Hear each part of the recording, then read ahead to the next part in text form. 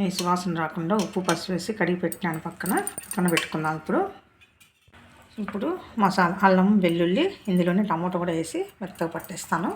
పులుసు పెట్టుకుందాము. చికెన్ ఉల్లిపాయ మెత్తగా పేస్ట్ వేసుకుందాము. పోపుకి వేసుకుందాం. ఆయిల్ వేసుకుందామండి.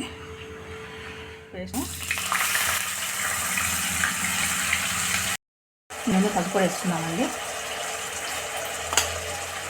చికెన్ వేసేసుకుందాము. చికెన్ అంతా వేసేసుకొని ఉప్పు ఉల్లిపాయ పేస్ట్లో బాగా ఉడకనిద్దామండి.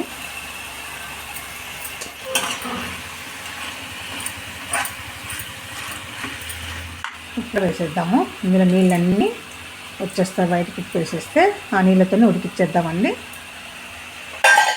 టమాటా పేస్ట్ వేద్దామండి.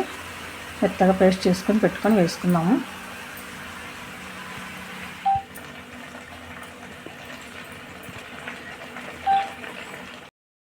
కారం వేసుకుందామండి.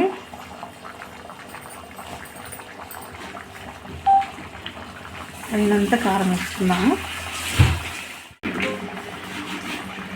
ధనియాల పొడి కూడా వేసుకుందామండి.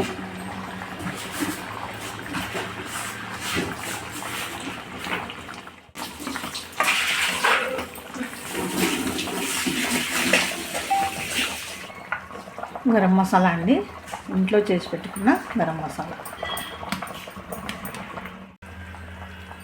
ఇప్పుడు ఇక్కడ కూర ఉడుకుతూ ఉందండి. ఇది అయ్యే లోపల మనం సంగటికి పెట్టుకుందాము. రాగి సంగటి అండి. సంగటికి బియ్యం నానేసినాను. సంగటికి పెట్టుకుందాము. పిండి వేసుకుందామండి. బియ్యం బాగా మెత్తగా ఉడికినాయి. ఇందులోకి రాగి పిండి వేసుకుందాము.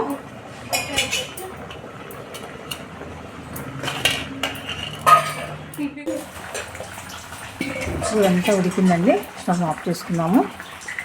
గ్రేవీ ఉండాలని బాగా గ్రేవీ పెట్టినాను. సంగట్లేదు కదా, గ్రేవీ ఉంటేనే బాగుంటుంది.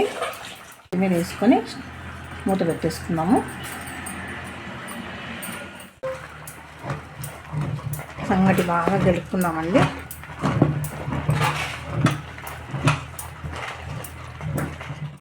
మొత్తం సంగటి గెలికేసినానండి. ఇంకంతా కర్ర తీసేసి రెడ్డి తీసేద్దాము.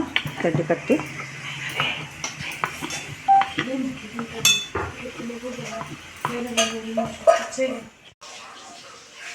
మధు జశ్వి నేను ఫోన్ చేద్దరు తాతని పిలుచుకోండి.